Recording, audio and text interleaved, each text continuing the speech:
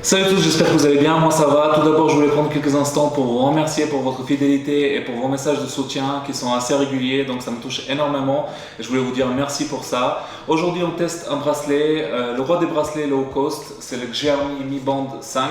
Je l'ai amené avec moi un petit peu partout pendant les vacances pour faire un test assez complet et je vais vous donner mon rendu et mon avis par rapport à ce bracelet-là. Donc suivez-moi pour l'unboxing et pour le test, à tout de suite. On va démarrer l'unboxing, on a ainsi un très petit emballage, il ne doit pas avoir énormément de choses à l'intérieur. Il y a une photo du bracelet sur la partie devant et un numéro 5 pour montrer sa génération. Dans les côtés, on a des données techniques. Le bracelet dispose d'un écran de 1,1 pouces en OLED. Il peut résister jusqu'à 50 mètres en plongée sous l'eau. Il a un capteur de fréquence cardiaque, un capteur aussi de taux d'oxygène dans le sang. Il peut mesurer aussi le stress. Il a un suivi aussi spécial pour le cycle de menstruation pour les femmes. De l'autre côté, on trouve un tracker pour le sport, jusqu'à 11 au total. Il a un chargement magnétique, donc du coup on n'est plus obligé de le sortir de son bracelet pour le recharger.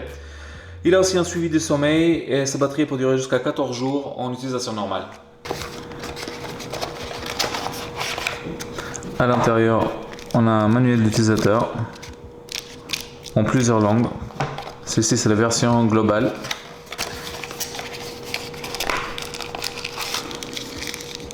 Ici, on a un câble de charge.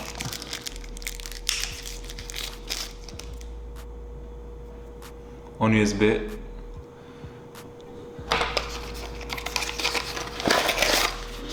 on a le bracelet.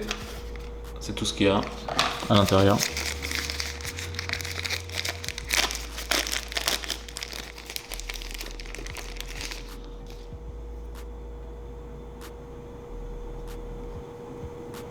Un plastique assez souple.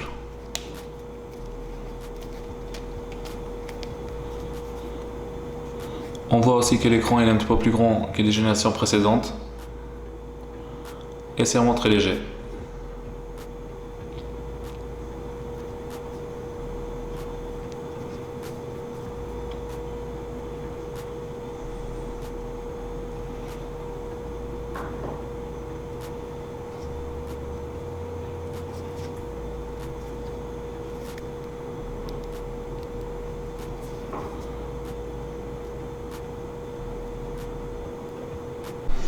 Tout d'abord, je parlais de la chose la plus importante du bracelet, c'est son écran. L'écran il est un petit peu plus grand maintenant pour cette nouvelle génération. C'est un écran de 1,1 pouces en AMOLED couleur avec une résolution de 294 x 126 pixels. L'écran il est vraiment de très bonne qualité, beaucoup plus précis qu'avant. On peut lire chaque détail et c'est vraiment très confortable à utiliser partout avec soi. Ça j'apprécie vraiment. Donc un bon point pour l'écran. Niveau chargement aussi, il y a eu des changements. Avec cette nouvelle génération, plus besoin de démonter tout le bracelet pour le recharger. On a un chargeur magnétique qui vient se coller directement à l'arrière. C'est très intuitif et très simple. Croyez-moi, pour tous ceux qui ont connu les versions précédentes, c'était très galère. Et des fois, le chargement ne marchait pas aussi parce qu'il y avait des saletés qui étaient encastrés dans les connecteurs à l'intérieur. Donc ici, pas de problème comme ça. Vous venez juste le coller dessus et le tour à jouer.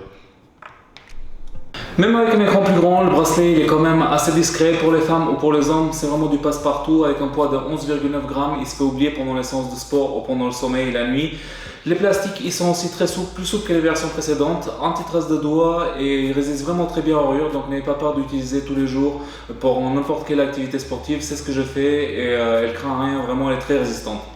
Le bracelet il est étanche, il peut résister jusqu'à 50 mètres en plongée sous-marine, vous pouvez nager avec sans problème. Il déconseille quand même de plonger dans la mer, c'est ce que je fais et il n'y a pas eu de problème en particulier.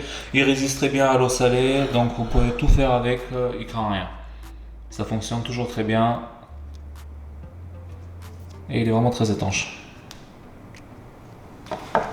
Le bracelet dispose d'une mémoire interne de 16 MHz et de 512 kHz de RAM. C'est le strict minimum pour faire fonctionner l'OS et pour avoir une fluidité assez agréable à utiliser. Niveau autonomie, le bracelet intègre une batterie de 125 mAh, ce qui nous donne à peu près 14 jours d'utilisation avec 2 heures de recharge, en utilisation normale bien sûr. J'utilisais la montre avec toutes les options allumées, ce qui m'a donné à peu près un petit peu plus de 9 jours, ce qui reste aussi exceptionnel pour la taille de la batterie et la taille de l'écran. Donc un très bon point niveau autonomie. Là on va parler de l'OS et des applications de la montre. On va regarder ça ensemble pas à pas pour vous donner une idée de quoi elle est capable. La montre elle est actuellement en français depuis la dernière mise à jour et on a toutes les langues européennes qui sont arrivées pour la version globale, que jusqu'à maintenant elle était en anglais ou en chinois. Donc c'est un très bon point pour tous les utilisateurs qui ne parlent pas anglais ou chinois. Je clique dessus, je scroll et on a l'onglet plus. Sur l'onglet plus, on a ne pas déranger, alarme, déclencher l'appareil photo depuis le bracelet. On a commande musicale, chronomètre, minuteur, localiser le portable qui se trouve dans la pièce, le faire vibrer ou sonner. On a horloge mondiale, affichage pour régler la luminosité de l'affichage et les réglages en général pour tout ce qui est régler l'alarme, etc. On revient en arrière. On a l'onglet entraînement avec 11 sports préenregistrés d'usine. Dans ces sports-là, on a course en plein air, course en salle, cyclisme, cyclisme en salle, marche, elliptique. On a rameuse, yoga, corde à sauter, nage en piscine et exercice libre. Ça marche vraiment très bien. Le suivi il est très précis aussi. J'utilise surtout pour la course à pied et pour la natation en piscine. Et je suis satisfait. C'est un bon plus. On a l'onglet météo, rien de particulier. C'est toujours le même. Ici, plus bas, on a l'onglet événements. Vous avez tout ce qui est sur le téléphone, sur l'agenda. Il va être affiché sur le bracelet.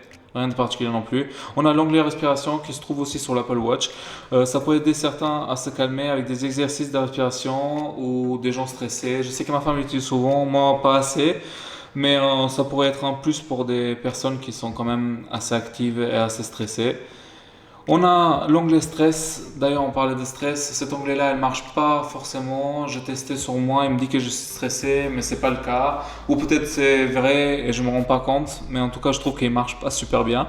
On a l'onglet notification pour recevoir tout ce qui est SMS et notifications des applications comme Snapchat, Instagram, Facebook, etc. Il y a vraiment plein d'applications qui sont compatibles. Plus bas, on a fréquence cardiaque, ce qui est vraiment plus précis que dans la version 4 et 3. Surtout dans la version 3, c'était quand même assez aléatoire et là on a un taux assez précis. Et il faut savoir aussi, on peut mesurer aussi le taux d'oxygène dans le sang, ce qui est assez pratique avec le Covid-19. On a aussi le PAI, c'est une application qui mesure un petit peu votre état de santé tout au long de la semaine et il vous donne un score à peu près sur 100 qu'il ne faut pas que vous descendiez plus bas. Au cas contraire, vous aurez des problèmes de santé. Donc je ne sais pas si c'est précis, j'utilise de temps en temps, je suis jamais en dessous de 100. Mais bon, après ça reste à tester, c'est toujours un plus à avoir. Ici on a état, c'est tout ce qui était pas et tous les exercices qu'on a fait dans la journée. Voilà pour tout ce qui est l'application de la montre. On peut savoir, on peut mettre plusieurs affichages différents pour l'écran d'accueil, on peut mettre des images aussi. Tout ça est téléchargé depuis l'application Mi Store. Pour utiliser le bracelet, vous avez besoin de l'application Mi Fit. Le bracelet est compatible à Android ou iOS dernière génération. Vous cliquez dessus et cette application-là, elle fait les mêmes paramètres que ce qu'il y a dans le bracelet. Elle est compatible totalement avec l'application de santé d'Apple ou de Google. Donc tout ce qui est paramètres que vous avez enregistrés dessus auparavant, ça va être transféré directement sur le bracelet et vice versa. Donc ça c'est vraiment un très point positif. Vous pouvez gérer vos amis, vous pouvez gérer aussi les mises à jour depuis l'application et définir vos fonds d'écran et tout ce qui est gestion plus poussée du bracelet. Donc l'application elle est disponible gratuitement sur l'Apple Store ou le Google Store. Rien de plus par rapport à ça. Elle est très intuitive et assez cool à utiliser.